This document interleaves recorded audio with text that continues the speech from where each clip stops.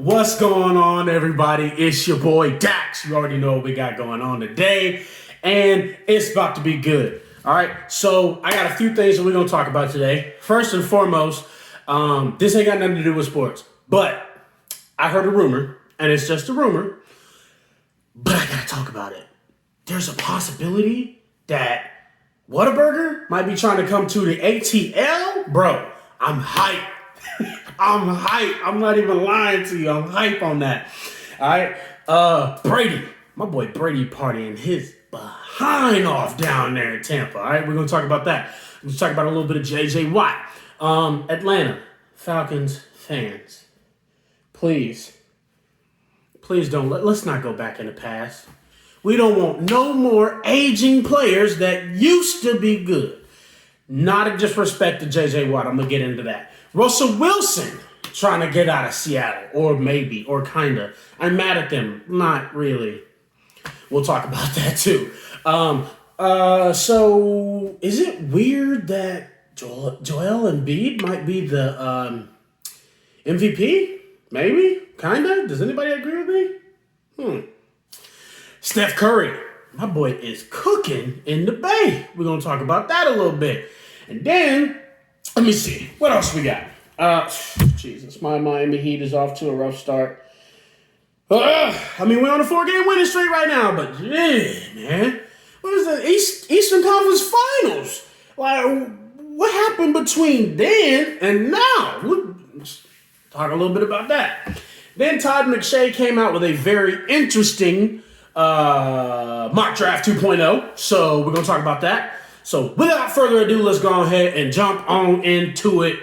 As always, like, share, and subscribe. Let your mama know, your grandmama know, and everybody else. This boy Dax be talking about the stuff on YouTube. All right, so hit me up. So I don't know if you've had Whataburger. All right, I don't know if you've ever been there. All right, and usually you gotta go west, or there. I think there's some in Florida maybe. But man, that place, the burgers, they so big and juicy. You just bite into. Oh, man. If they put one of them in Atlanta, let me tell y'all this, okay? They put one in Atlanta. In Atlanta? I can't wait for that. Y'all, don't play with me now. Don't play with me. Bring the Whataburger on. I said I went to Houston, Texas Wow. I went to Houston, Texas a few years ago, okay? I went to Whataburger for the first time. I was like, this is amazing. I got to go back to Georgia, but I need one of these built right next to Cookout. Somebody bring me the Whataburger down here, all right? So look, if y'all know anything about it, let me know if the Whataburger is coming. I need to know, all right? Hey, y'all been seeing Tom Brady out there on that boat? That man showed up in a $2 million boat with a police escort. Now, the thing is I love the fact that Tom Brady kind of let loose and got a little creative with this celebration because, we're used to Tom Brady being the businessman, you know what I mean? But he just kind of like let loose, partied, had a good time. You kind of saw the video where they were kind of holding him up a little bit. So I thought it was good that he was able to just kind of, let loose and just let his hair down. You know what I mean? Just let it go. Have fun. You know what I mean? Like Gronk. Gronk is always out there partying it up, having fun. And it was cool to see Tom Brady do the exact same thing. Man, when they threw the trophy, I was listening to Shannon Sharp. And I agree with Shannon. Shannon said he wanted to see if the trophy was going to go in the water and see who was going to jump in there. Because Shannon said he thought Gronk was going to get in there. I personally think there would have been 3 or 4 people trying to jump in there to get that Super Bowl trophy. But it was pretty cool, to see that.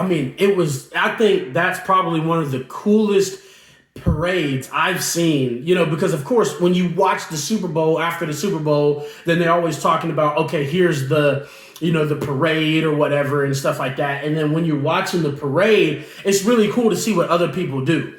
And I thought it was phenomenal seeing them on the water. It was a bunch of boats and, they were just having a good time. So I thought that was pretty cool. And it was real cool to see Tom Brady out there just letting loose. So J.J. Watt, if you don't know already, was released by the Houston Texans today. He asked to be released, and he was released. Let me be real, all right? J.J. Watt is one of the best defensive ends to ever play this game, all right? J.J. Watt will be a Hall of Famer one day, all right? He's a 3-time Defensive Player of the Year. He's one of the only 3 players that has ever won that award. It's J.J. Watt, Aaron Donald, and I think Lawrence Taylor, maybe? Check me. Let me know in the comments. And then, so he's a beast, right? But we got to think about this, all right? And I'm talking to Falcons fans here because I had a bunch of y'all hitting me up talking about some, yo, Dak, should we get J.J. Watt? No, we shouldn't. We shouldn't have got Steven Jackson. We shouldn't have got O.C. Yemenyor. But we always trying to get these old players, pay them too much money, and then they can't perform in Atlanta. I love J.J. Watt to death. And I wish we would have had J.J. Watt back in his Defensive Player of the Year days. But J.J. Watt has only played 2 full seasons in the last 5. Why would we want that? You want somebody young that's going to come in here and you need to be investing in a guy like Dante Fowler. Now, Dante Fowler was hurt last year, so we weren't really able to see everything that he has. And granted, we'll see what happens in this offseason, but that's a guy that you need to, that was a good signing for the Falcons. When you get somebody like Dante Fowler that can come in as a young player and produce. J.J. Watt doesn't have that many more years. I mean, he can play as long as he wants to, and he will be in the Hall of Fame. But J.J. Watt's best years are behind him. Let's not, let's not get crazy about it. You know what I mean? So that's where I feel on that. Now, he's going to get signed by somebody, and he will be successful wherever he's at. I think he's going to contribute to sack numbers. I think he's still going to be one of those guys that when an offensive coordinator is putting a game plan together, that's one guy that you have to worry about. But as for him being the best in the league and, that Aaron Donald type guy, like, actually, as a matter of fact, let me keep it in the family. As a T.J. Watt type guy, he's not there. Now, if you're talking about, hey, let's get T.J. Watt, okay, I'm for that. You know what I mean? But J.J.'s just, he's not there. And I think he needs to go to a team that is willing to pay him some good money so that he can, he hasn't already made money in his career, but, this is the time where legendary players have played where they're supposed to, they've played on their team for such a long period of time. They get released or they get traded, they go to another team. And then this is just the years where, they usually just make money. They go somewhere and they just demand whatever they want. That team gives them whatever they want because of their Hall of Fame name, and they make money. A lot of times they're not as successful as they were when they were younger, and sometimes they continue it. Just is what it is. But as for me, as for a Falcons fan, and as for Falcons fans that are asking me, my answer is no. I don't think that we should go after J.J. Watt, and I don't think that they will. So, Russell Wilson. Now, I had people asking me about this as well. Russell Wilson is allowed to be angry. Let's just put that out there.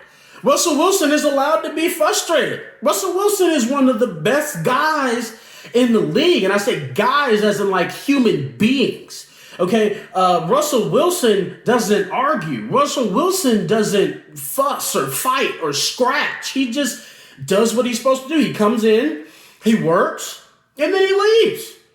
He goes to a hospital and goes and sees children.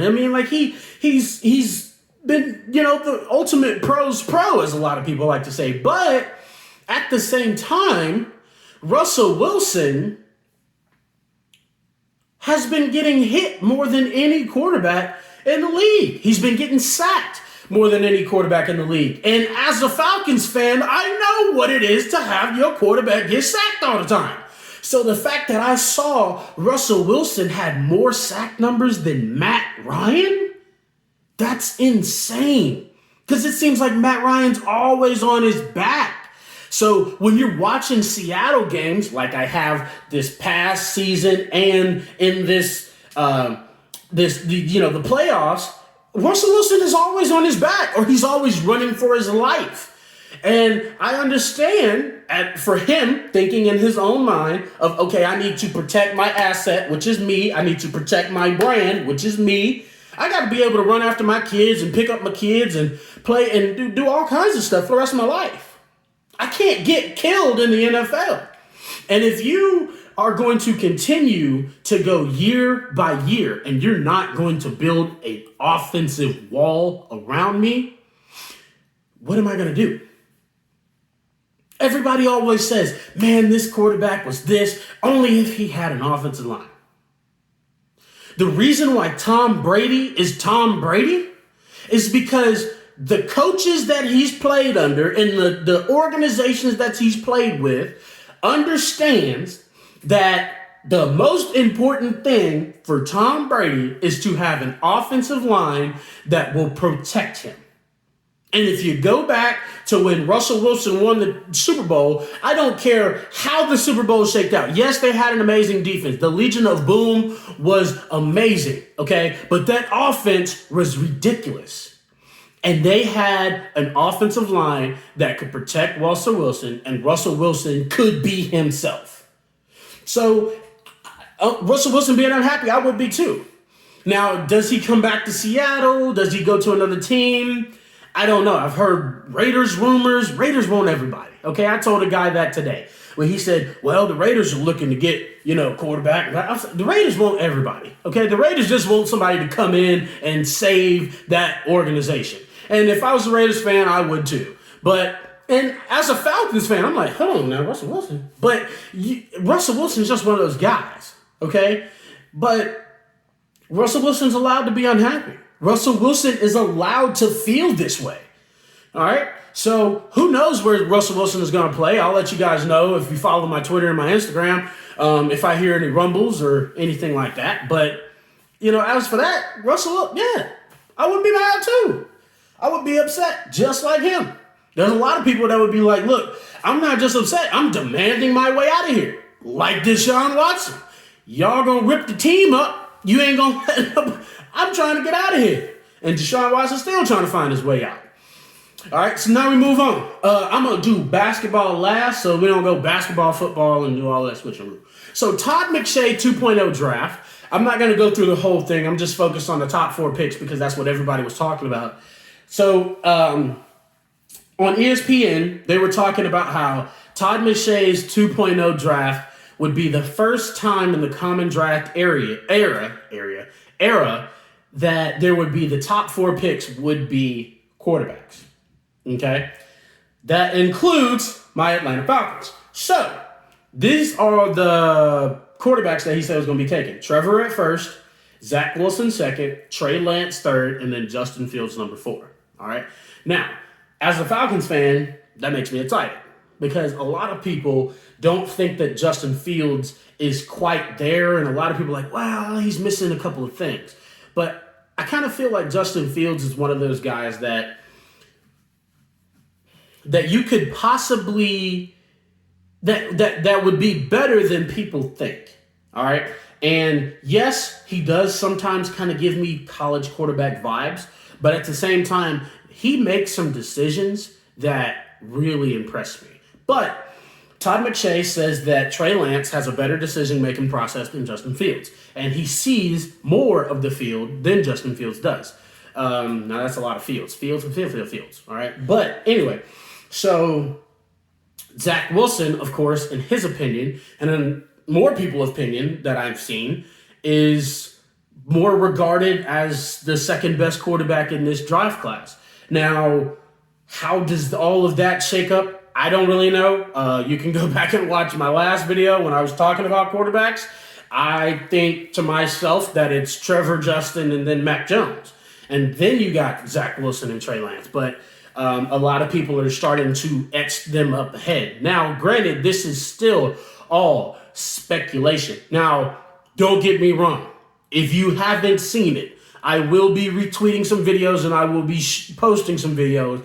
That boy, Trevor Lawrence, was dropping bombs like he was the president and had the keys to the football. Because that man went out on his pro day and was showing the pros why he is going to be the number one pick in this draft.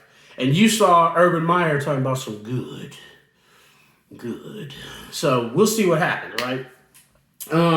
So Zach Wilson, Trey Lance, put him above Justin Fields. We'll see what happens, right? All right, so real quick, let me go ahead and jump into some basketball. I'm going to speed through it because this video is longer than I expected. All right, so Joel Embiid, all right, he's at 50, 40, and 90 right now. 50% on the field goals, 90% free throw. I mean, dude is like fourth in scoring. Philly's number one in the East. I mean, like, can we make the case right now for Joel Embiid to be the MVP? Now, I know Grandpa Braun out there is still slamming and bamming and just balling at 36. But, I mean, is it possible for Embiid to take the crown away from the king? In the MVP race, okay? He ain't the king of basketball, but in the MVP race. I don't know. Y'all let me know. Boom, boom, boom, boom, boom, boom, boom, boom, boom. Right there. All right? Comments and Twitter and Instagram. You know what's going to be below the video. Chef Curry, my boy, has been raining threes like it's been raining in Georgia. All right? It's been raining for a week in this thing, right? But this boy, Chef Curry, has been cooking up some threes, boy. I mean, his team has wide open shots and say, nah, bro, pass it to Steph, dog. It's crazy. That boy been rocking. Now, Miami was off to a rough start, and they were the NFL, the NBA champion, the NBA East champions last year. They didn't start off this year like that. But they are on a 4-game winning streak. They are doing better. Jimmy Butler seems to believe that the Heat have more in them than what they've been showing. So we will see what is going on there. I love all y'all. It's your boy Dax. You already know what it is. Like, share, and subscribe. Tell your mama. Your mama want to hear this. Your mama want to hear this. Subscribe. And as always, peace.